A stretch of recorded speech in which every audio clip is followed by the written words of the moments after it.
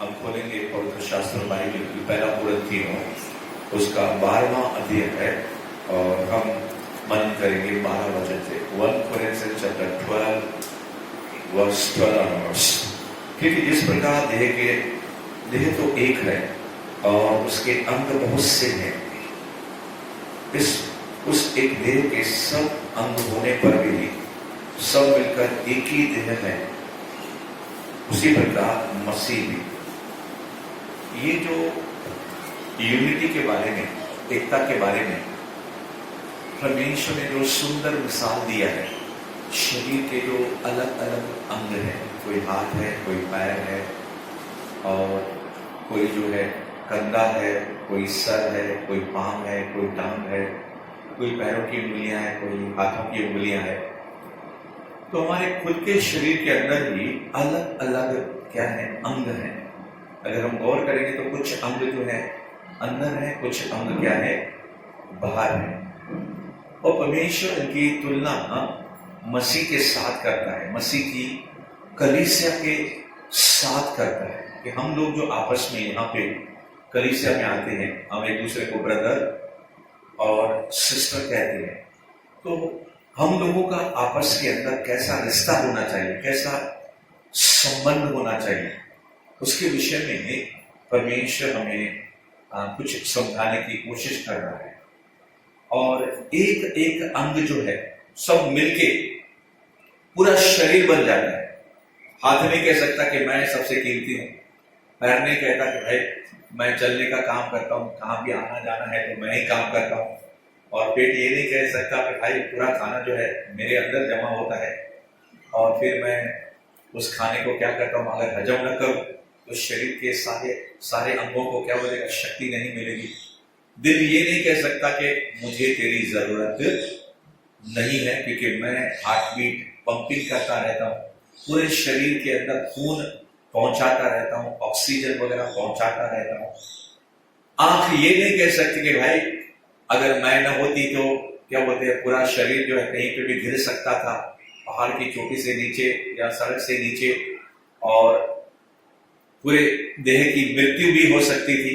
तो कान ये नहीं कह सकता कि भाई मैं सुनने का काम करता हूं, इसके कारण जो है मैं सबसे कीमती। कहने का तात्पर्य ये है कि परमेश्वर ने अलग अलग अंगों को शरीर के अंदर रखा है।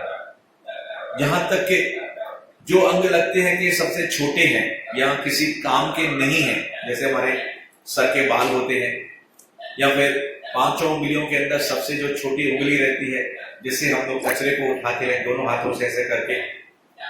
तो कुछ शरीर के अंदर ऐसे भी अंग रहते हैं जो दिखने को ऐसा लगता है कि इनकी कोई वैल्यू नहीं है या इनकी कीमत कम है। उसी प्रकार से हम अपने घर के अंदर देखते हैं, कलीसिया के अंदर देखते हैं कि ये भाई जो ये बहन है किसी काम का नहीं है, या इसकी इतनी वैल्यू नहीं है, या इसकी हमें इतनी जरूरत नहीं है, वगैरह वगैरह। तो आज इन बातों को लेकर परमेश्वर कुछ हमसे कहना चाहता है कि यूनिटी जो है, एकता जो है, हम सब मिलकर, जैसे पिता पुत्र पवित्र आत्मा, अगर आप उनके विषय में मनन करेंगे पूरी बाइबल में, तो पिता ये नहीं कहता कि यीशु मुझे तेरी जरूरत नहीं है, पवित्र आत्मा मैं तेरे बगैर भी काम कर सकता हूं, वो कर सकता है। मगर फिर भी क्या करता है, पिता यीशु को आगे करता है, और यीशु मसीह जो है हमेशा पवित्र आत्मा को आगे करता है, और पवित्र आत्मा यीशु को और पिता को आगे करता है। यानी कि अपने आप को तीनों क्या करते हैं, छोटा बनाते हैं, नम्र बनाते हैं, और दूसरे को क्या करते हैं, मौका देते हैं। Praise the Lord. तीनों परमेश्वर हैं और तीनों मिलके और अकेले अकेले परमेश्वर है। Praise the Lord. तीन हमारे पास परमेश्वर नहीं है, मगर तीनों के अंदर परफेक्ट हार्मनी है, बिल्कुल एकजुट है। वो उनके बीच में मेल है, उनके बीच में शांति है, कोई बड़ा नहीं है, कोई छोटा नहीं। बल्कि यीशु मसीह जब इस दुनिया के अंदर आया तो अपने आप को उसने क्या किया, बेटा बनाया। तो बेटा हम क्या बोलते हैं, बेटा छोटा होता है और पिता बड़ा होता है, मगर इस संसार में उसने अपने आप को क्या किया, छोटा बनाया। तो परमेश्वर ने भी क्या किया, उसको इतना बड़ा नाम दिया पिता ने, ये सब नामों से क्या है, उत्तम है। तो कहने का मतलब यह है कि परमेश्वर छोटे छोटे हमारे आज भाई या नए विश्वासी या फिर बेचारे एकदम कोई शर्मसार रहते हैं, मुंह भी नहीं खोलते हैं, कलीसिया के अंदर ऐसे भाई बहन रहते हैं एकदम शांत रहते हैं, चुप रहते हैं, मगर परमेश्वर जो है उनसे भी क्या करता है, उतना ही प्यार करता है जितने पुराने मजबूत लोग रहते हैं। उल्टा अगर आप देखेंगे, अगर माँ के 5 बच्चे हैं और अगर सबसे छोटा बच्चा है तो परमेश्वर का माँ का क्या रहेगा, ध्यान जो रहेगा सबसे छोटे बेटे की तरफ, छोटे संतान की तरफ ज्यादा रहेगा कि वो क्या है, मासूम है, कमजोर है। उस प्रकार से बाइबल भी हमें कहती है कि तुम्हारे बीच में जो कमजोर है उनके लिए तुम उदाहरण बनो, उनकी तुम मदद करो, उनकी तुम क्या करो, सहायता करो। उदाहरण के दरमियान इसी अध्याय के अंदर हम ढेर सारी बातों को देखने को जा रहे हैं और सुनने को जा रहे हैं फिर से, क्योंकि जिस प्रकार देह तो एक है, देह क्या है, एक है, परमेश्वर एक है। जैसे परमेश्वर के अंदर 3 पहलू हैं, पिता पुत्र पवित्र आत्मा, तीनों को मिला के हम परमेश्वर कहते हैं। एक दूसरे से जुदा हम कर ही नहीं सकते। अगर आपको कोई कहे मैं 1 लाख रुपए आपको देता हूं, एक उंगली काट के दे दो, आप बोलेंगे 10 लाख दो, तभी भी नहीं कोई आपसे कहेगा एक पैर मुझे काट के दे दो, एक आंख निकाल के दे दो, मैं आपको 2 लाख रुपए दे दूंगा। मेरे ख्याल से शायद ही कोई ऐसा व्यक्ति होगा। Praise the lord, hallelujah, praise the lord, hallelujah. तो एक एक अंग जो हमारे शरीर में है उसकी वैल्यू, उसकी कीमत इतनी है जितना हमको मालूम नहीं है। उदाहरण के दरमियान अगर डॉक्टर साहब कहे कि भाई आपके अंदर जो एक किडनी है वो खराब हो रही है, आप लाखों रुपए खर्चा करके भी क्या करेंगे, दूसरी किसी अच्छी किडनी को अपने शरीर में डालने की कोशिश करेंगे। Praise the lord, hallelujah.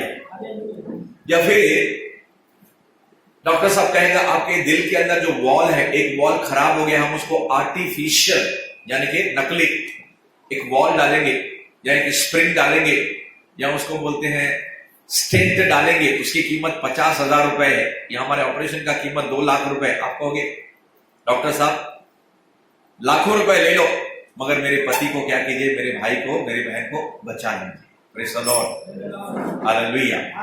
किसी की अगर हड्डी टूट गई, डॉक्टर साहब कहेगा भाई ये हड्डी को बहुत बड़ा मेजर ऑपरेशन है, ऑपरेशन करने के लिए कम से कम 8 घंटे लगेंगे और 12 डॉक्टरों की टीम लगेगी, कोई बेहोश करने वाला, कोई ब्लड प्रेशर वाला, कोई जो है वहां पे रक्त का जो बहाव चल रहा है उसको जांच करने के लिए, और क्या बोलते हैं कोई जो है नसों का डॉक्टर रहेगा, अलग अलग डॉक्टर्स रहेंगे। तो हमें 12 लोगों की, कोई असिस्टेंट रहेगा, कोई सीनियर रहेगा, ऐसे 12 डॉक्टर्स की टीम रहेगी और बहुत बड़ा मेजर ऑपरेशन है, बड़ा ऑपरेशन है और उसके लिए लाखों रुपए का खर्चा आएगा। तो कुछ व्यक्ति जिनके पास पैसा रहता है, ऐसे रहता है, वो कहते हैं डॉक्टर साहब पैसे की चिंता मत करो, चाहे लाखों रुपए लग जाए फिर भी हम इस मरीज को बचाने के लिए क्या है, तैयार है। Praise the Lord. तो उस समय आदमी शरीर के अंगों की कीमत के बारे में सोचता नहीं है। यहां भी कोरोना का समय देखो, कुछ लोगों के अस्पताल में मालूम बिल कितना निकला, 25 लाख रुपए। किसी का बिल जाओ 50 लाख रुपए बिल निकला, आपको मालूम नहीं है। ये कोरोना के मामूली तकलीफ हो गई उनको, 5 लाख और 10 लाख तो छोटी मोटी हॉस्पिटल में लोगों का बिल निकला, ऑक्सीजन आईसीयू के अंदर रखा। कहने का मतलब यह है कि हमारे शरीर के अंग जो हमको दिखते हैं, रोज मरोज हम लोग काम करते हैं या फिर कलीसिया के अंदर ऐसे भाई बहन हमको दिखते रहते हैं, हम उनसे बात तक नहीं करते या उसका नाम तक नहीं पूछते या फिर उनको प्रेज़ द लॉर्ड तक नहीं करते, और फिर हम उनकी तरफ बिल्कुल हमारा ध्यान नहीं रहता है, मगर परमेश्वर का ध्यान रहता है।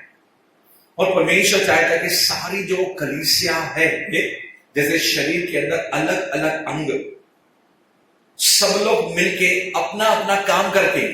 आंख देखने का काम करती है, पैर चलने का काम करते हैं, हाथ उठाने का और खाने का काम करते हैं, या फिर दिल जो है धड़कने का काम, पंपिंग का काम करता है, लीवर जो है अलग काम करता है, उस किडनी जो है पानी को सफा करने का काम, फिल्टर का काम करती है।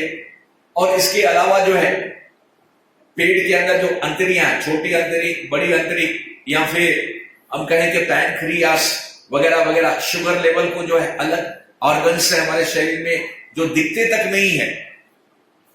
हमारे शरीर में ऐसे भी भाग है जो दिखते तक नहीं है, वो भी अपना कार्य जो है रात को, दिन को, या फिर हमारे फेफड़े को दिखते नहीं है। दिन रात फेफड़े जो है हमारे अंदर ऑक्सीजन के बारे में, पूरे शरीर के अंदर ऑक्सीजन के लेवल को बराबर करने में, ऑक्सीजन शरीर में लेने में, कार्बन डाइऑक्साइड छोड़ने में वो कार्य करते रहते हैं। ये सारी बातें हमको मालूम है। उसी तरह कलीसिया के अंदर भी कुछ लोग रहते हैं जो क्या करते हैं, 1 घंटा 1.5 घंटा पहले जल्दी आते हैं, कोई झाड़ू लगाते हैं, कोई पानी भरने का काम करता है, कोई बटन चालू करने का काम करता है, कोई फैन चालू करने का काम करता है, कोई साउंड सिस्टम को ठीक करने का काम करता है, कोई कुर्सियों को लगाने का काम करता है कि नहीं? और हम लोगों की ऐसी आदत हो जाती है कि इन बातों की तरफ, उन लोगों की तरफ हमारा ध्यान जाता नहीं है। Praise the Lord. खास करके आमतौर से जो बहुत अमीर लोग रहते हैं या जो क्या बोलते हैं बहुत ही धनवान लोग रहते हैं, वो ज्यादातर, मैं सारे लोगों के बारे में नहीं कह रहा हूं, वो जो लोग रहते हैं बहुत धनी लोग रहते हैं, बहुत कम लोग रहते हैं अब्राहम के समान, बहुत कम लोग रहते हैं सैम टेलर के समान, बहुत कम लोग रहते हैं क्या बोलते हैं अभिषिक्त जनों के समान, जो खुद भी काम करते हैं और दूसरों के साथ मिलकर काम भी करते हैं। Praise the lord, hallelujah. जहां तक काम की बारी है, तो पहली मंडली थी जिसके अंदर यूनानी और इब्रानी भाषा के लोग थे। प्रभु भोज का समय था, सबको खाना दिया जाता था, गिलास भर भर के दाखरस दिया जाता था, और रोटी, और फिर ये जो फसह का मेमना है, शायद मटन या बिरयानी भी दी जाती। उन दिनों के अंदर या रोटी तो दाखरस तो ऐसे दिया जाता था कि छोटा सा टुकड़ा नहीं, पूरा पेट भर के खाना खाओ। तो वहां पे विधवाएं भी थी।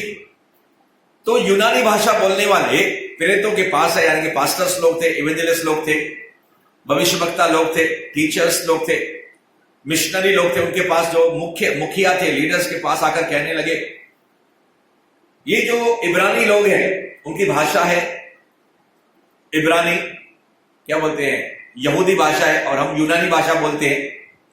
तो फिर ऐसा है कि वो लोग क्या करते हैं, उन्होंने अपना अपना ग्रुप बना दिया, समझ रहे थे, गुट बना दिया उन्होंने, और वो हमारे साथ शामिल नहीं होते। कोई सिंधी है, कोई मराठी है, कोई नीचे समाज से आया हुआ है, दलित से, और कोई पंडित परिवार से आया हुआ है, कोई हिंदू परिवार से आया हुआ है, और कोई मुस्लिम परिवार से आया हुआ है, कोई गांव के अंदर रहने वाला है, कोई शहर के अंदर रहने वाला है। कलीसिया के अंदर भिन्न भिन्न प्रकार के बच्चे, बुजुर्ग, जवान, अलग अलग खानदानों से, अलग अलग भाषाओं से, अलग अलग रंगों से, समझ गए ना, अलग अलग जाति से, अलग अलग समाज से, और यहां तक कि हर एक का लेवल जो है अलग अलग है। कोई पढ़ा लिखा है, कोई अनपढ़ है, या कोई कम है, कोई बेचारे फटे पुराने कपड़े पहनता है, तो कोई एकदम टिप टॉप बन के कलीसिया में आता है। तो उस जमाने के अंदर भी इस प्रकार से डिफरेंसेस होने लगा। इसी कारण पौलुस ने पहला कुरिन्थियों 12वां अध्याय है हम सब के लिए, कलीसिया के लिए रखा है। आज तक भी कुछ लोग जो हैं, कुछ जाति के लोगों को क्या करते हैं, जब वो कलीसिया के अंदर आ जाते हैं तो उनके बीच में तफावत करते हैं, उनके साथ मेल नहीं खाते हैं। जैसे मैं कहूं, पतरस प्रभु का, यीशु का खास चेला था, और वो सांडे के समान, सांडे को क्या बोलते हैं, गिरगट बोलते हैं ना, गिरगट जो रंग बदलता है।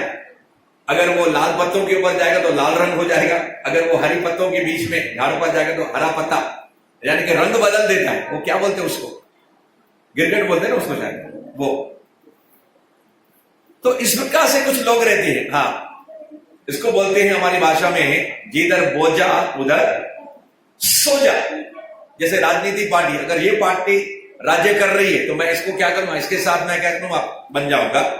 और अगर कल ये पार्टी हार गई, चुन के नहीं आई, और अगर मैं उसको क्या बोलते हैं, अन्य निर्दलीय या फिर दूसरी पार्टी से मैं जीत के आया, अगर राजनीति को आप जानते हैं, तो फिर अगर मैं ऐसा गिरगट के समान रहूंगा तो क्या करूंगा? आज ए के साथ, कल बी के साथ और परसों सी के साथ, यानी कि आज राम के साथ, कल श्याम के साथ और परसों कन्हैया के साथ। जिसका नाम रहेगा या जो व्यक्ति मुखिया रहेगा या जिसकी सत्ता रहेगी, जिसका नाम रहेगा, उसके साथ मैं हो लूंगा। Praise the Lord. इस प्रकार से कलीसिया के अंदर भी ऐसे लोग रहते हैं, प्रेज़ द लॉर्ड, हालेलुया, कि जो चतुर रहते हैं, चालाक रहते हैं, या जो लोग स्मार्ट रहते हैं। स्मार्ट होना कोई गलत बात नहीं है, मगर स्मार्ट यानी कि हम कहेंगे कि गलत रीति से उसका दुरुपयोग करने वाले लोग रहते हैं, तो कुछ लोग उनके साथ मिल जाते हैं। पौलुस पहले कुरिन्थियों में 12वें अध्याय के अंदर इन बातों का खंडन करता है, इन बातों का तिरस्कार करता है, और प्रभु का ये सेवक हमको खुद बताना चाहता है। जब चेलों के पास, मंडली के पास, प्रेरितों के पास ये शिकायत पहुंची, तो प्रेरित लोग कहने लगे, ठीक है, तुम लोग 7 लोगों को चुन लो, 7 लोगों को चुन लो जो पवित्र आत्मा से भरे हुए हैं। अभी आप कहते हो कि इब्रानी लोग क्या बोलते, आपको खाना नहीं देते या थोड़ा देते हैं, या कोई इधर आया अपने लोगों को डबल डबल गुलाब जामुन ये मेरे पहचान का है, और बेचारा कोई गरीब है, हम उनसे बात नहीं करते, गुलाब जामुन क्या होते हुए भी हम उनको नहीं दे रहे। मैं उदाहरण दे रहा हूं आपको। तो परमेश्वर इन बातों को पसंद नहीं करता है। परमेश्वर उस गरीब से गरीब और परमेश्वर उस धनवान के धनवान, सबके साथ वो प्रेम करता है। He is no respecter of the persons। इसका मतलब है परमेश्वर तरफदारी नहीं करता है। परमेश्वर किसी को छोटा, किसी को बड़ा, ऐसा करके वो हिसाब किताब नहीं करता है। सबके साथ वो एक जैसा, जैसे मां जो है या बाप जो है, उसके 10 बच्चे हैं, 10 बच्चों के साथ भी वही खाना बांटेंगे। Praise the lord, hallelujah. बड़े बेटे को क्या बोलते, मटन, चिकन और बिरयानी देंगे, और छोटे बच्चे को दाल और चावल देंगे, ऐसा नहीं है। उसको देंगे, थोड़ा सा देंगे, मगर छोटा है तो उसको कम देंगे, मगर उसको मटन बिरयानी सब खिलाएंगे उनको, जो बड़े को खिला रहे हैं। Praise the Lord.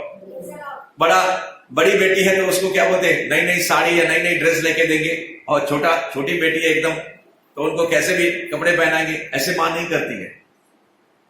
कहने का तात्पर्य यह है कि मेरे प्रियो, आप और मैं सारे तफावतों को, जैसे उदाहरण के दरमियान आज तक अमेरिका के अंदर गोरे और काले, उनके बीच में क्या होता रहता है, लड़ाई झगड़ा होती रहती है। आज तक इजराइल के अंदर इजरायली और फलस्तीनी जाति अलग है, उनके बीच में झगड़ा होता रहता है।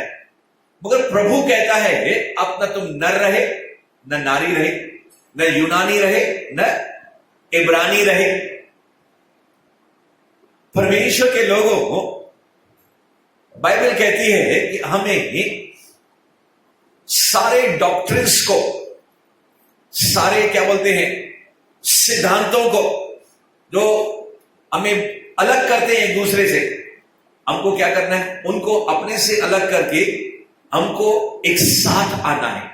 जैसे शरीर के अंदर परमेश्वर ने उदाहरण दिया, उसी प्रकार से परमेश्वर कलीसिया के अंदर भी कहता है, अगर कोई भाई है, कोई बहन है, तुम वेदी पर अर्पण चढ़ाने को आ रहे हो, स्तुति करने को आ रहे हो, आराधना करने को आ रहे हो, और आपको याद आता है कोई फलाना भाई या फलानी बहन, उसके दिल में मेरे प्रति क्या है, नफरत है, चिढ़ है, गुस्सा है, तो प्रभु कहता है पहले उसके पास जाओ, तुम अर्पण, भेंट, गिफ्ट, तोहफा देने से पहले उसके साथ मेल करके आओ, उसके साथ रिश्ता सही करके आओ।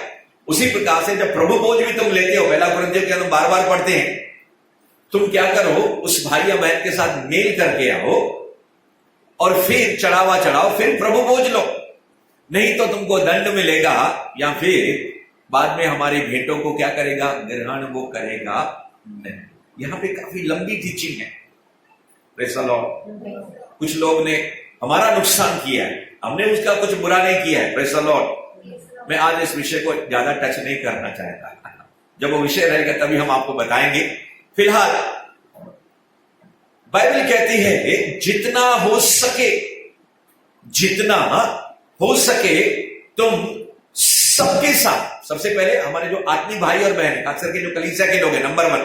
नंबर 2, इस दुनिया में कोई भी हो, अविश्वासी, अनबिलीवर, अन्य जाति, सबके साथ क्या करो? मिल रहो। सबके साथ क्या करो? शांति के साथ रहो। सलाम, यानी कि तुमको झगड़ा करने की जरूरत नहीं है। अगर सामने वाला तुम्हारे ऊपर अत्याचार करता है, तुमको दुख देता है, परेशानी देता है, तो तुमको मुकदमा लड़ने की जरूरत नहीं है, तुमको इनको विरोध में जाने की जरूरत नहीं है। तुमको क्या करना है? परमेश्वर अपने सताने वाले के लिए क्या करनी है? तुमको प्रार्थना करनी है। मेरे प्रियो, लास्ट रिजॉर्ट के अंदर, अंतिम क्षणों के अंदर अगर हमें कानून का सहारा लेना पड़ा, वो लास्ट विकल्प है, तो फिर हम कानून का सहारा ले सकते हैं।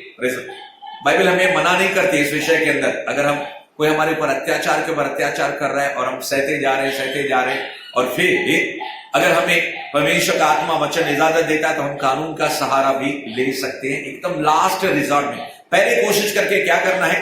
हमें दुष्ट का सामना नहीं करना है। सामने दुष्ट आता है, सामने से पत्नी गली से हमें निकल जाना है, उसके पल्ले पड़ना नहीं है। मगर वो अगर हमारे पीछे हाथ धो के पीछे पड़ा है, प्रेज़ द लॉर्ड, तो फिर हम क्या करें? बाइबल के अंदर और वचन है। तो आज हम कॉन्सेंट्रेट करेंगे मसीह की मंडली के ऊपर, मसीह के शरीर के ऊपर, प्रेज़ द लॉर्ड। अभी मसीह है कौन? आपको बहुत गहरी रीति से इस बात को, सिद्धांत को समझना है। मैं कुछ वचन पढ़ूंगा, उससे पहले आपके अंदर बेस और बुनियाद तैयार करके मैं आगे बढ़ना चाहता हूं, ताकि जब हम वचन पढ़े तो जल्दी हमको समझ में आ जाए। समझने वालों ने कहा यस, ना समझने वालों ने कहा प्रेज़ द लॉर्ड। सब समझ रहे? अब मंडली कौन है? मंडली यानी कि चर्च, चर्च यानी कि कलीसिया, कलीसिया यानी कि इक्लीसिया।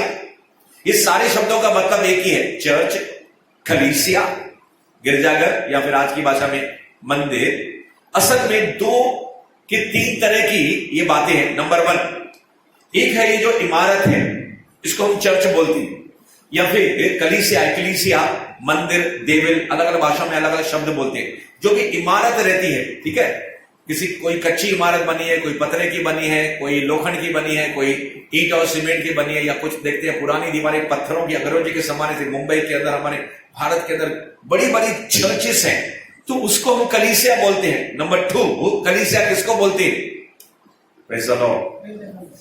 दूसरा है स्थानीय कलीसिया, यानी कि जैसे ये उल्लासनगर है, उल्लासनगर में कई कलीसियाएं हैं, चर्चेस हैं, उनमें से एक कलीसिया है जो आपको मिला के, यानी कि इंसानों को मिला के, ठीक है, अब सबको मिला के हम क्या कहेंगे? कलीसिया, इक्लीसिया, मंदिर, चर्च, देवल। ये हमको टर्मिनोलॉजी, ये शब्द हमें क्लियर होना चाहिए।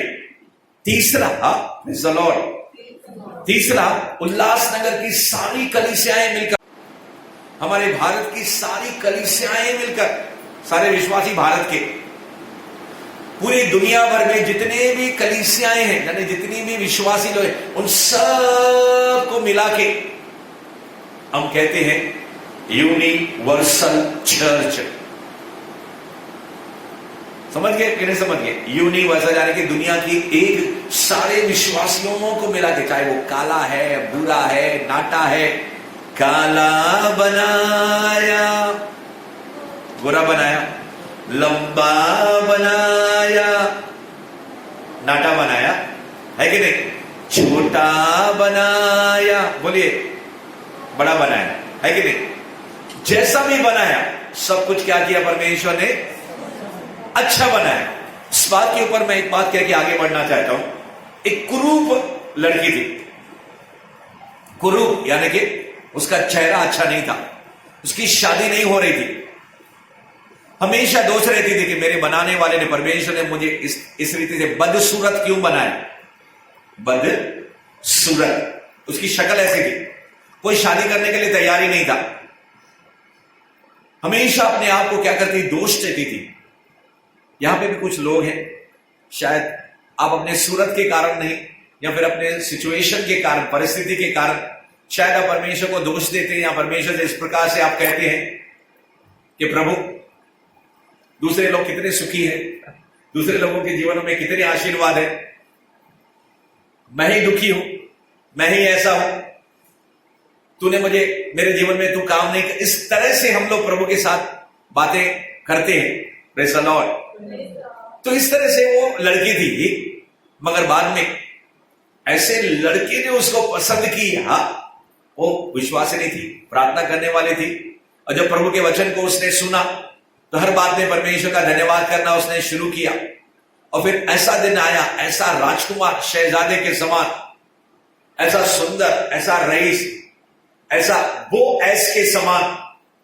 मुझे यहाँ पे कोई जवान लड़की तो दिख नहीं रही है, जवान लड़का तो दिख नहीं रहा है, सब मैरिड पीपल लग रहे हैं। कोई भी कुंवारा मुझे दिख नहीं रहा है। फिर भी प्रभु मुझे ये बात कहने के लिए कह रहा है, शायद आपकी लड़की होगी, आपका लड़का होगा जिसका विवाह नहीं हुआ है।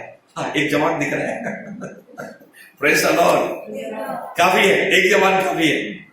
ये जवान तो सुंदर है कि नहीं? सबकी निगाहें इस पर है। मगर ये लड़की ऐसी थी, हमेशा अपने आप को कोसती थी, हमेशा वो क्या करती थी, अपने आप को इस रीति से दोष भावना से देखती थी कि मेरे जीवन में प्रभु की आशीष नहीं है और कोई मुझे लड़का स्वीकार नहीं कर रहा है। मगर एक दिन आया,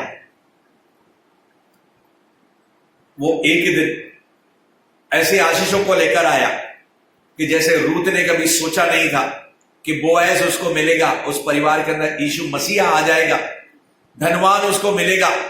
भूखे मर रहे थे मिस्र के अंदर, पति भी मर चुका था, विधवा हो चुकी थी, वगैरह वगैरह। तो परमेश्वर के लोगों, आज हम जैसे भी हैं, अगर प्रभु के साथ प्रेम कर रहे हैं, हर बात में धन्यवाद कर रहे हैं, और फिर हम अपने भाइयों और बहनों की क्या करें, शुद्धि ले रहे हैं। उदाहरण के दरमियान जब क्रिसमस आता है, ईस्टर आता है, या प्रीति भोजन होता है, या कोई प्रोग्राम होता है हमारे बीच में, कुछ हमारी बहनें क्या खाना बनाती है, कुछ बहनें या भाई खाना परोसते हैं, कुछ भाई और बहन क्या करते हैं, झाड़ू लगाते हैं, कुछ भाई और बहन क्या करते हैं, सारा कचरा जमा करके डस्टबिन के अंदर डालते हैं, कुछ लोग रहते हैं आराम से बैठ के खाते हैं, पानी वानी पी के, प्रेज़ द लॉर्ड, और बैग लेके टाटा। है कि नहीं? क्योंकि कलीसिया में ही सबको एक जैसा काम नहीं है। कुछ लोग ऐसे रहते हैं बेचारे, पंखों को सफा करते रहते हैं, लाइट को चालू करते रहते हैं, कुर्सियों को सफा करते रहते हैं, या फिर हमारी टाइल्स। पिछले दिनों के अंदर मैं जवानों को देख के हैरान हो गया कि कोई जवान दिखा नहीं, मगर हमारी बुजुर्ग 4 स्त्रियां, शायद यहां पे कोई है नहीं, वो एक मंजू थी कल्याण में, एक राधिका थी, तीसरी वो सीमा सिस्टर यहां पे बैठी हुई है, एक ये थी, और चौथी वो हमारे पांव में उसको तकलीफ है, बुजुर्ग, क्या नाम है उसका, पूनम। इतनी बड़ी उम्र के वो लोग ऐसे टाइल्स को ऐसे वो कर रहे थे, मैं देख के दंग रह गया। और मैं संभाल रहा था बाहर के काम, पास्टर दौड़ती देख रहे थे, कुछ अंदर के काम, कुछ घर के काम, वहां पे भी कलीसिया वगैरह। और फिर जब हमने जवानों को देखा तो हमने जवानों को चुनौती दिया, और हमारे लीडर ने कहा, जवानों के यूथ लीडर मोनिका ने कहा, पास्टर जी ये संडे को मैं जवानों को क्या करूंगी, तैयार करूंगी। Praise the lord, hallelujah. तो कहने का तात्पर्य ये है, वो हमारे बुजुर्ग लोग जो थे, थोड़ी देर काम करते थे, एक बहन तो बेचारी बैठ जाती, उसको कमर में दर्द, उसके बावजूद भी नहीं, हम अपने घर में करते तो प्रभु के भवन में ना करें। यानी कि परमेश्वर ने उसके दिल को देखा। मैं सिर्फ उदाहरण दे रहा हूं, किसी को ऊपर चढ़ाने के लिए या नीचे के किसी को नीचे करने के लिए मेरा वो तात्पर्य नहीं है, मेरा मकसद नहीं है। मेरे प्रियो, जब हम सब लोग मिलके ये उदाहरणों के जरिए, चाहे ये तो 4 दीवारें हैं, ओके, ये तो 4 दीवारों की साफ सफाई है, मगर असल में चर्च कौन है? आप खुद सब मिलके, लोकल स्थानीय कलीसिया, न सिर्फ हमारी खुद की कलीसिया, मगर पूरे विश्व के अंदर में अगर कोई भाई या बहन किसी मदद की उसको जरूरत पड़े, पहले हमारे स्थानीय लोग, यानी कि जहां पे ट्रू वर्शिप मिनिस्ट्रीज के लोग यहां पे आते हैं, उनको किसी प्रकार की जरूरत है और आप उसकी मदद कर सकते हैं। छोटी मदद मैं कहता हूं, ऐसा नहीं कि 2 लाख 5 लाख 10 लाख रुपए मैं उनको देने को दे रहा हूं। मान लो किसी आपके पास हजारों रुपए हैं, सिर्फ उदाहरण दे रहा हूं, और उस बेचारे को अगर आपने 100 रुपया भी दे दिया, आपको कोई फर्क पड़ेगा क्या? इस परमेश्वर इसी रीति से मदद सोचता है। ऐसा नहीं कि आप अपना जेब खाली करके क्या करो, उनकी मदद करो। मिनिमम, ठीक है, आप कुछ नहीं कर सकते, कम से कम प्रार्थना कर सकते हैं उस व्यक्ति के लिए। उस व्यक्ति के घर में कोई भाई गुजर गया, बहन गुजर गई, हमने एक फोन तक नहीं किया उसको, जब उसके घर में कभी गए नहीं, अरे मेरा थोड़ी कांटेक्ट है उसके साथ, अरे इस कलीसिया में आता है, इस कलीसिया में आती है और आपने सुना वो भाई का पिताजी गुजर गया, माता गुजर गया, जब सांसारिक हमारे रिश्तेदार रहते हैं, फूफा फूफी, दादा दादी, काका काकी, चाचा चाची, मामा मामी, या फिर हमारा कोई दोस्त रहता है, दुनिया का दोस्त, हम उनके पास जाते हैं, उनकी मदद करते हैं। अरे कलीसिया के लोग हैं, प्रभु यीशु मसीह कहता है, प्रचार कर रहा है, यीशु तेरी बाहर मां आई है, तेरे भाई आए हैं, तेरी बहन आई है, जो संदेश लेकर आता है। संदेश देने वाले को क्या कहता है? उसकी मां, उसके भाई, उसके बहन बाहर खड़े हैं, यीशु मसीह अंदर है और एक व्यक्ति उसको संदेश देता है। उस व्यक्ति से यीशु क्या कहता है? कौन है मेरी मां, कौन है मेरे भाई, कौन है मेरी बहन? वही लोग जो परमेश्वर के वचन को सुनते हैं और मानते हैं। यानी प्रभु यीशु मसीह ने साफ बता दिया, तुम्हारा जो आत्मिक भाई है, इसका मतलब ये नहीं है प्रभु यीशु मसीह अपने मां और भाई की इंसल्ट कर रहा है। हमको समझना, वचन को सही रीति से समझना है। प्रभु यीशु मसीह के कहने का मतलब ये है कि पहले हमारे जो आत्मा में भाई है, स्पिरिट में भाई है, जो कलीसिया के अंदर जो लोग हैं, जिसको हम हाथ मिला के या हाथ जोड़ के प्रेज द लॉर्ड कहते हैं, वो हमारे कौन है? पहले उनका नंबर है, बाद में हमारे जो शरीर में, हमारे घर में जो लोग रहते हैं, उनका नंबर बाद में है। मगर सारे लोग क्या करते हैं? पहले उनको देखते हैं, बाद में इधर के लोगों को देखते हैं। तो परमेश्वर अपने वचनों के जरिए, शिक्षाओं के जरिए, उसका वचन कभी बदलने वाला, टलने वाला नहीं है।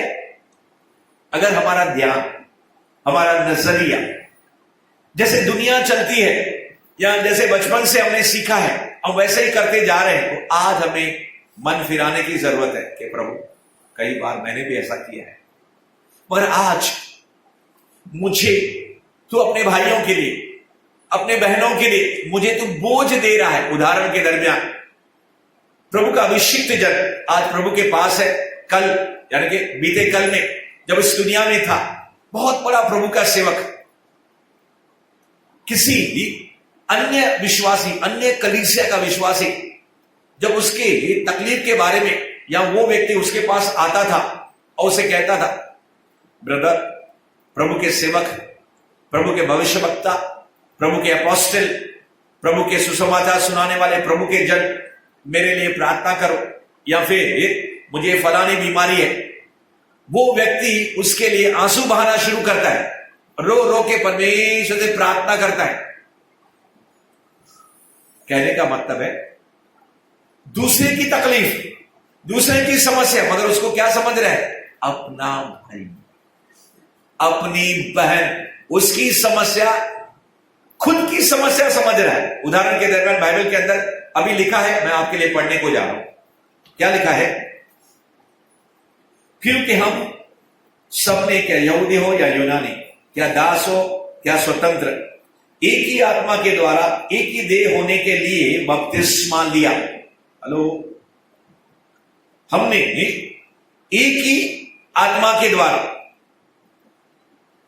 क्या लिया? यहूदी हो या यूनानी हो, क्या दास क्या स्वतंत्र, एक ही आत्मा के द्वारा एक देह होने के लिए बपतिस्मा लिया। अगर आप इन बातों को गहराई से समझते, हाँ बाइबल में लिखा है बपतिस्मा लिया, यूनानी दास है, तो हमको तो मालूम है। नहीं, मैं ये नहीं, बाहर का मतलब नहीं बोल रहा हूं। I am saying the root, I am going to the root. मैं जड़ तक जा रहा हूं, इसके गहराई के अंदर जा रहा हूं। नदी के किनारे खड़े रहेंगे तो आपको क्या मिलेगा? सफेद और काले पत्थर मिलेंगे। समुद्र के किनारे आप खड़े रहेंगे तो छोटी मछलियां आपको मरी हुई या छोटी छोटी जिंदा मछलियां मिलेगी।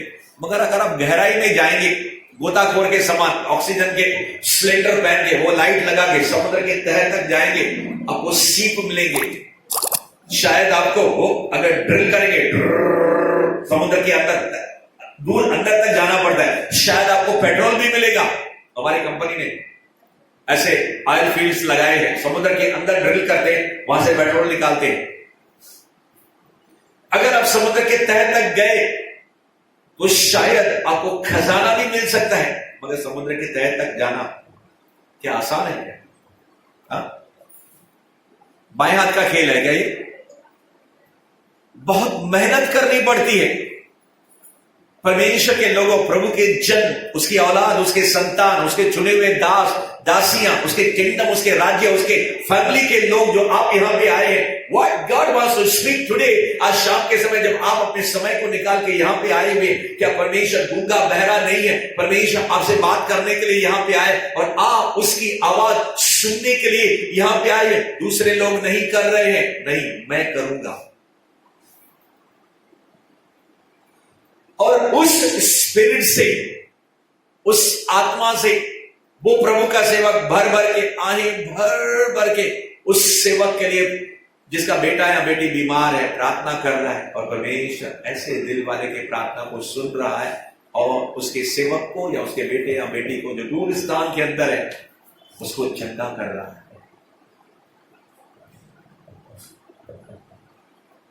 मोहन लाजरस एक प्रभु का सेवक है, अभी तक जीवित है।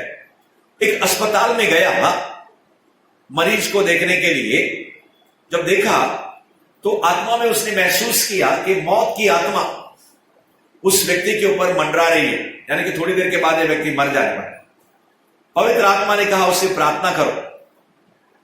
तो फिर उसने क्या किया, वहां पेशेंट के, वो मरीज के जो पहचान वाले लोग थे, उनसे कहा कोई मुझे अस्पताल में थोड़ा अकेली जगह दे सकते हो क्या, मैं जहां पे प्रार्थना करूं।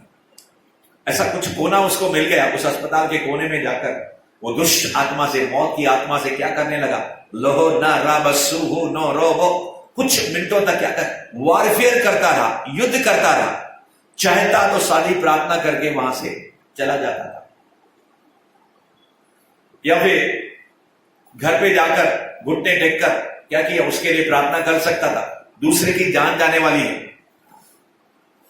इसको कहते हैं कि उसको अपने भाई के लिए, अपनी बहन के लिए क्या है, फिक्र है, चिंता है, क्योंकि उसको उसने क्या किया, मसीह के देह का एक अंग समझा। और वो अंग मानो मैं हाथ हूं तो वो पैर है, इस रीति से उसने क्या किया, समझ लिया। जैसे यहां पे वचन आया है कि हमने एक आत्मा के द्वारा मसीह की देह होने के लिए, यानी कि समझो एक शरीर है। इस समय मैं याद कर रहा हूं 37वां अध्याय एजकेल के अंदर, जब परमेश्वर अपने नबी को, भविष्यवक्ता को पहाड़ों के बीच में, तराई में लेकर गया, जहां पे सूखी हड्डियां थी, कोई हाथों की उंगलियों की हड्डियां पड़ी हुई थी, किसमें सब हड्डियां टुकड़े टुकड़े टुकड़े टुकड़े, शरीर के अंदर न जाने कितनी हड्डियां हैं, आपको मालूम नहीं है, छोटी बड़ी। ये डॉक्टर साहब भी आपको बताएंगे हमारे शरीर में कितनी हड्डियां हैं। सारी हड्डियां अलग अलग पड़ी हुई थी, सर की हड्डी, क्या बोलते हैं, पीठ की हड्डी, रीढ़ की हड्डी, सब एक एक एक एक अलग पड़ी हुई थी। तो परमेश्वर 37वें अध्याय के अंदर एजकेल से कहता है, हे भविष्यवक्ता, हे नबी, क्या ये हड्डियां जी सकती है? अरे हड्डी तो मुर्दी है, यानी कि कोई इंसान था और एक इंसान की हड्डियां नहीं थी, बहुत से इंसानों की हड्डियां वहां पे पड़ी हुई थी, यानी कि इंसान मर चुके हैं, उनका मांस जल चुका है, समझ गए, पूरा मांस निकल गया, सब हड्डी हड्डी सूखी। और हड्डियां भी क्या है, सूखी नहीं, बिल्कुल सूखी, यानी कि बहुत समय हो चुका है। और परमेश्वर सवाल पूछता है, ये सूखी हड्डी जी सकती है क्या, जिंदा हो सकती है क्या? और नबी कहता है, प्रभु आपको ही मालूम। जवाब अच्छा देता है। तो परमेश्वर कहता है, इस भविष्यवाणी कर कि क्या हो जाए, इनके ऊपर मांस आए, उनके ऊपर चमड़ी आए, उसके ऊपर रगे आए, उसके ऊपर नसें आए, उसके ऊपर क्या स्किन आ जाए। और जैसे इसने भविष्यवाणी की, हवा चलने लगी, पवित्र आत्मा वहां पे मंडराने लगा, और फिर कट कट कट कट टक टक ऐसे आवाज आने लगी। एक एक हड्डियां उठती हैं, और हाथ की हड्डी जाके सर को नहीं लगती है, हाथ की हड्डियां बरोबर हाथ से जुड़ जाती है, पैर की हड्डियां आके यहां पे लग नहीं जाती है, पैर की हड्डियां बरोबर नीचे जाती है, यानी कि एक एक इंसान की हड्डी दूसरे इंसान की हड्डी के साथ जुड़ती नहीं है। हेलो। और होते होते होते सारी सेना बन जाती है, यानी कि लश्कर बन जाता है। Praise the Lord. सारे मुर्दे लोग क्या हो जाते हैं, जिंदा हो जाते हैं। Praise the Lord. कहने का तात्पर्य है, अंदर का मतलब क्या है, ये जब आप और मैं जब एक साथ आ जाएंगे। आज शैतान को मालूम है, इनको डिवाइड करो, इनको अलग करो, पति पत्नी को अलग करो, डाइवर्स हो जाए, तलाक हो जाए, या फिर घर के अंदर 3 लोग हैं, तीनों के बीच में विचार अलग अलग कर दो इनको, एक को इधर भेजो, दूसरे को इधर भेजो, तीसरे को इधर भेजो। अगर 4 जन है तो एक को इधर, एक इधर, एक इधर, एक इधर, चारों को अलग करो, उनको एक मन नहीं होने दो। क्योंकि जब 2 जन एक साथ हो जाएंगे तो उनकी ताकत क्या हो जाती है? 10 गुना हो जाती है। 1 will chase 1,000, 2 will chase the 10,000, 10 गुना ताकत बढ़ जाती है। Praise the Lord, Hallelujah. 1 will chase 1,000, 2 will chase 2,000 होना चाहिए ना। If 1 equal to 1, then 2 equal to 2. अगर एक जन 1,000 को मारता है, इसके साथ एक जन और हो जाता है तो 1,000 को और को वो मारेगा, टोटल मिलके 2,000 होना चाहिए। मगर बाइबल की गिनती है 10,000। यानी कि अगर आप अकेले हैं, आपके साथ पति भी मिलकर प्रार्थना करता है, या फिर अगर आप बहन है, आपके साथ दूसरी बहन मिलकर प्रार्थना करती है, या कलीसिया में जब हमारे जो लोग आते हैं, या 1 घंटा पहले आके, मैं इसलिए बोलता हूं उनको क्या करो, दुआ करो, प्रार्थना करो। जब 2 जन मिलकर प्रार्थना करते हैं तो पावर कितना बढ़ जाता है? डबल नहीं, ट्रिपल नहीं, चौपल नहीं, इंटू 2, 3, 4, 5, 6, 7, 8 नहीं होता, इंटू 10 हो जाता है। यानी कि अगर आपके पास 1 रुपया होता है, दूसरा कोई आपके साथ आ जाता है, वो भी 1 रुपया अगर लेकर आएगा तो चमत्कार हो जाएगा, 10 रुपए हो जाएंगे आपके पास। Praise the lord, hallelujah. ये है यूनिटी के अंदर ताकत। मेरे प्रियो, बाइबल कहती है कि तुमने एक ही आत्मा के द्वारा बपतिस्मा लिया है, और एक ही देह होने के लिए तुम मसीह की देह होने के लिए, यानी कि जैसे अलग अलग हड्डियां शरीर के साथ जुड़ती गई, जैसे हाथ अगर अलग है, ये शरीर के साथ जुड़ा हुआ नहीं है, हाथ मर जाएगा। अगर कोई पेड़ है, पेड़ के अंदर को मैंने क्या किया, काटी लिया, छुरी लिया और उसको डाली को काट दिया, उसके अंदर फल रहेंगे, पत्ते रहेंगे, कुछ समय के बाद, कुछ दिनों के बाद फल सुकड़ने लगेंगे, पत्ते सूखने लगेंगे, डाली सूख जाएगी। अगर वो डाली पेड़ के साथ जुड़ी रहेगी तो उसको क्या हो, कई दिनों तक हरा भरा रहेगी, है कि नहीं? उसी प्रकार से आप और मैं जब एक दूसरे के साथ जुड़े हुए हैं, एकता के अंदर है, सारे तफावतों को अलग करते हुए, ये मेरा भाई है, ये मेरी बहन है, मेरे प्रिय, मैं उसकी फिक्र करूंगा, मैं उसकी चिंता करूंगा। हाँ, कभी कभी कलीसिया के अंदर हजारों लोग रहते हैं तो सबके साथ मिलना संभव नहीं होता है, प्रेज़ द लॉर्ड। मगर अगर हम कम लोग हैं और फिर हम एक दूसरे को नहीं जानते हैं, हमारे एक दूसरे के साथ प्रेज़ द लॉर्ड और हाई होने का भी संबंध नहीं है, तो सच में ये सोचने और गंभीर वाली बात है। मैं आपसे कहना चाहता हूं, परमेश्वर के लोग, इन बातों की तरफ हम पहले से ज्यादा क्या करेंगे, गौर करेंगे। और आज परमेश्वर इन्हीं बातों के द्वारा आपके ऊपर एक मस्सा भेजने को जा रहे हैं। बाकी 12 से लेकर आखिरी तक हम अपने घरों के अंदर इसका मनन करेंगे, 30 वचन तक। और परमेश्वर के इस समय अभिषेक और आशीष को इस समय हम लेकर जाएंगे। आइए अपने स्थानों पर हम खड़े हो जाएंगे और परमेश्वर से इस यूनिटी के लिए, इस अनॉइंटिंग के लिए, परमेश्वर के अभिषेक के लिए परमेश्वर को पुकारेंगे कि प्रभु, मैं भरसक प्रयास करूंगा अपने भाइयों के साथ, अपने बहनों के साथ जो आत्मा के द्वारा नया जन्म पाए हैं, मैं उनके साथ मेल करने के लिए, उनके साथ यूनिटी करने के लिए जो कुछ मैं मिनिमम, जो कुछ मैं कम से कम कर सकता हूं, उनके साथ मैं जरूर एक साथ होने की प्रयास करूंगा, खास करके अपने स्थानीय कलीसिया के अंदर, और फिर बाद विश्व या भारत या फिर हमारे उल्लासनगर या मुंबई की कलीसियाओं के अंदर जितना योगदान मैं दे सकूंगा, उसके लिए भी मैं जरूर कोशिश करूंगा। प्यारे परमेश्वर के लोगों, प्रभु का आत्मा आपके ऊपर आ रहा है, प्रभु का अभिषेक आपके ऊपर आ रहा है। परमेश्वर अपने अन्य भाई और बहनों के लिए फिक्र, चिंता, लगन, दिल, एकता और यूनिटी, और परमेश्वर अपने हथियारों को आपके अंदर डाल रहा है। मनो रो रो रो में सके लेके शी नहीं डर सको लेके, अब सब एक ही परिवार के, अब सब परमेश्वर के राज्य के लोग हैं, हम सब ने वही आत्मिक छल पिया, हम सब ने वही आत्मिक मन्ना खाया, हम सब एक ही प्रभु बोझ से वही प्याले से, उसी कटोरे में से, उसी दाखरस में से प्रभु यीशु के लहू का जो प्रतीक है और यीशु के शरीर का जो प्रतीक है, हम सब एक ही वचन, जो बाइबल का वचन है, उसकी जो रोटी है और जो पानी है, उस आत्मिक जल और रोटी को हम खाते हैं और पीते हैं। हम सब मिलके अलग अलग होने के बावजूद भी प्रभु यीशु के शरीर में, यीशु के देह में हम जुड़ जाते हैं। जैसे हाथ का काम अलग है, पैर का काम अलग है, उसी तरह हमारा सबका काम अलग अलग होगा, मगर सब हम मिलके एक साथ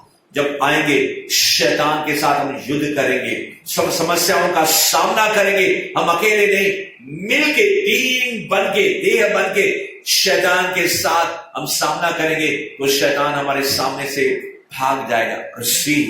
Receive the anointing, receive the glory of God। परमेश्वर का अभिषेक, परमेश्वर के आशीष, परमेश्वर की उपस्थिति को और परमेश्वर के एकता, पिता पुत्र पवित्र आत्मा के एकता को पा लीजिए।